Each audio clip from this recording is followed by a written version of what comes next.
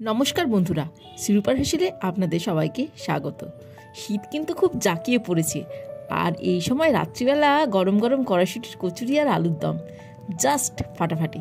সহজ ও সুস্বাদু রান্না নিয়ে আমি শিরুপা হাজির আপনাদের কাছে।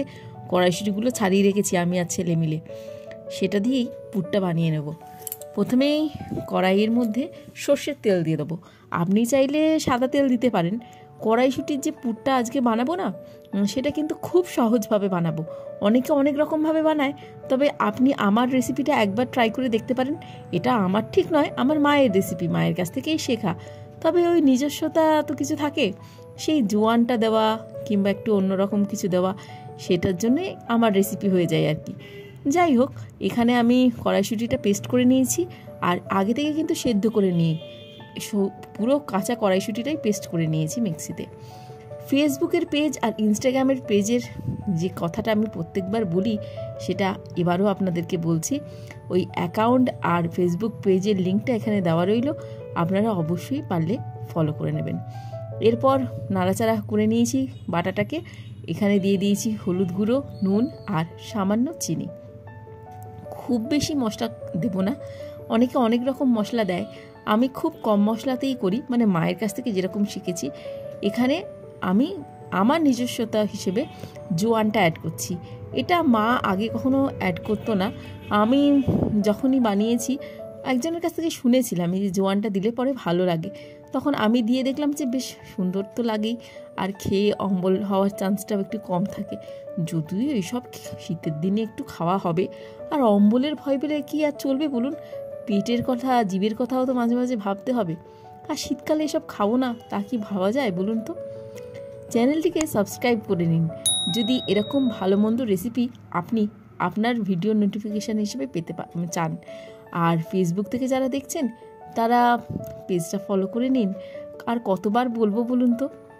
ভালো করে নাড়িয়ে চাড়িয়ে নিয়েছি, একটু ফ্লেমটা হাই রেখেছি, তাই জন্য তাড়াতাড়ি হচ্ছে। আর এখানে আমার কিন্তু রসটা অনেকটাই মরে গেছে, প্রায় শুকনো শুকনো হয়ে গেছে। সেই নামাবার ঠিক আগে আগে আমি ভাজা জিরে গুঁড়োটা দিয়ে দিলাম। দেখছেন কড়াইয়ের গায়ে কিন্তু খানিকটা লেগে গেছে, প্রথম দিকে ফ্লেমটা হারিয়ে দেখেছিলাম বলে। এখন নাড়ানোর সময় কিন্তু কড়াইয়ের গা থেকে ছেড়ে যাচ্ছে, তার মানে আমার কিন্তু পুর রেডি। খুব সুন্দর খেতেও হয়েছে আর দেখতেও খুব সুন্দর হয়েছে। দেখুন ফাইনাল লুকটা আপনাদেরকে অবশ্যই একবার দেখাবো পুরের। দেখুন এরকম হয়েছে পুরটা। এরপর আমি এখানে নিয়ে নিয়েছি আটা আর ময়দা সমান সমান। আপনি চাইলে পুরোটা ময়দাতে করতে পারেন আর আটাতেও করতে পারেন, তবে আমি এখানে দুটোই হাফ হাফ নিয়ে নিয়েছি। আর দিয়ে দিয়েছি নুন, চিনি আর সাদা তেল। আপনি ঘিও ব্যবহার করতে পারেন, তবে আমি সাদা তেলটাই ব্যবহার করি। আর একদম রুম টেম্পারেচারে থাকা জল দিয়েই কিন্তু আমি এটা মাখছি।